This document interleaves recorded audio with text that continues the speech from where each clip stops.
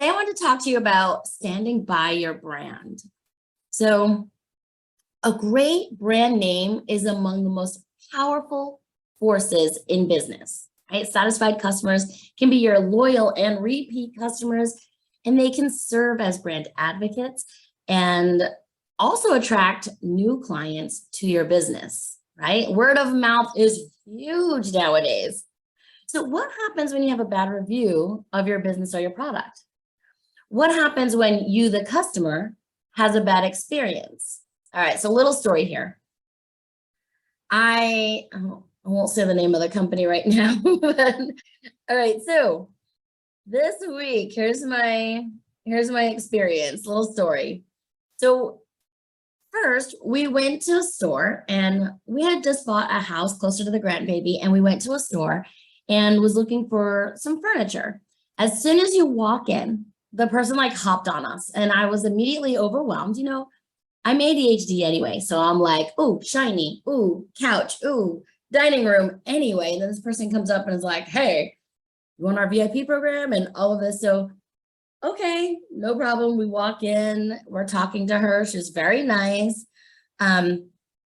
We go and we buy quite a bit of furniture because we had a house to furnish, just a small house, but still, we needed furniture. So they give us delivery dates and everything. And the first delivery date was for our mattress, and it was coming Saturday, this Saturday that just passed. And it's 6.5 hours away. So my daughter-in-law, super sweet, says, I'll wait for it. No worries. So she messages me on Saturday morning and says, is there a window? Like, I haven't heard anything. And I'm like, I haven't heard either. So my husband calls customer service and they say, well, we don't even have that product in the warehouse, in the distribution center. And I'm like, well, why did they give us this date, right? So we're back and forth with them for a little bit. And they say, how about Tuesday, today? And I'm like, well, all right, I guess that's okay, right? So today comes, my daughter-in-law's like, all right, I'll go wait at the house for you. And she messages me, any window of time. Guess what happens, guys? The same exact thing. The same thing. They didn't even have it in the warehouse. And you would think, getting this message on Saturday, that we'd be all set for today, right? Nope, didn't happen. So I was frustrated this morning. I'm still frustrated. And it made me think, like, how important is their word? How important is their brand name, right?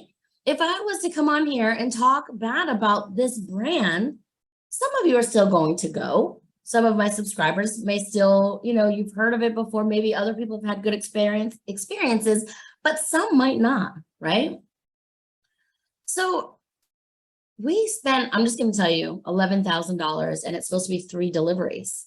And questions are going through my head like, do we keep waiting and waiting for stuff to get delivered? Is the stuff they said would be here in November going to actually be delivered in November? Do we cancel this, big order that we got? And, do I tell others about this bad experience, or is it just my experience happening, right? So to me, customer service is huge. So if they're standing by their word, they should have called, right? They should have called and told me that, no, the product is not in the distribution center yet, and we're going to have to wait again. That's it. All I need is a phone call. So on the flip side of this, again, we're having appliances delivered. And since it was a good experience, I'm going to let you know, it was Lowe's. So we went to Lowe's, we walked around ourselves, we asked questions when we needed to. The delivery date comes and they show up. The people are really friendly and they're like, okay, where's this going? And we show them, here's where the refrigerator goes. And then their face is like, ugh. And they're like, no. So we had the refrigerator, a washer and a dryer supposed to be delivered on the same day. So what happened was no one put the refrigerator on the truck. They only delivered the washer and dryer. Okay, so does this make it a bad experience? Not really, because it's the follow-up that matters. So the guys were really friendly and they just explained, like, well, they didn't really explain. They didn't speak much English, so they got us in touch with somebody that could. And they explained with us that, it just never made it on the truck. They didn't have it there. But guys, they came out and delivered it the very next day. It was still kind of a problem because we were leaving to come back to Florida, and it just made us a half a day late and getting back really late. But they apologized. They made sure it was delivered the next day. They were friendly. And to me, that helps. Okay. I don't consider it a bad experience if somebody makes a mistake, but it's when, oh, we'll take care of that on Tuesday. Oh, we'll take care of that next week. Oh, and now I'm kind of wondering, like, what is your word worth? Right? Like, I don't know whether I can trust this furniture company now. So, my question to you is, do you say what you mean? And do you mean what you say?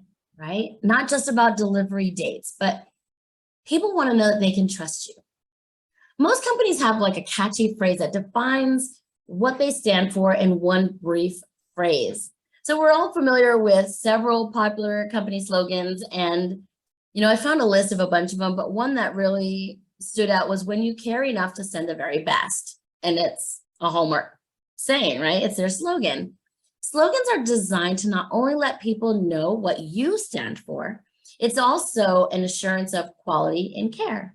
It's their promise, their guarantee. So I was wondering if you have a slogan. Is it your firm verbal handshake, right? Do you say what you mean? If I say I'm going to be somewhere, I'm going to be there unless something really bad happens. And if I remember to write it down, because being an entrepreneur with ADHD, if I don't write something down, it's not happening. I have to write everything down so that I can follow it. But, it's also making me think of like scams, and bad people are everywhere. We don't need more people not being true to their word. I received an important phone call the other day, and once the guy started asking me like my personal questions about my address and things like that, I'm like, I don't know if this is real. So I told him I'd call customer service and find out for myself. Guys, it was a real phone call, and I needed that phone call. But anybody started to ask me personal questions, I'm like, is this real? I don't want to get into a scam. So be the one that they can trust. We need more trustworthy people and entrepreneurs and women out there. I know you are all doing amazing things. So, but back to my notes, because why not? That's what they're there for. So I hope all of you amazing women are true to your word and building your business on and spreading the word, right? Spread the word of other women in business in this group. Even if you had a great experience, let us know. We'd love to know that. Spread the word on other women like you working hard, and we'll spread the word as well. And when you're being true to yourself, I love telling people good experiences I've had.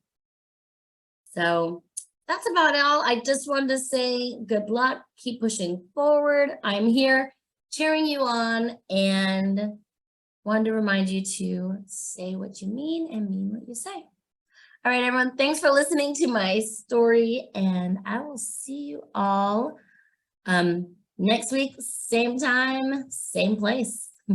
Bye, everybody. Thanks for coming.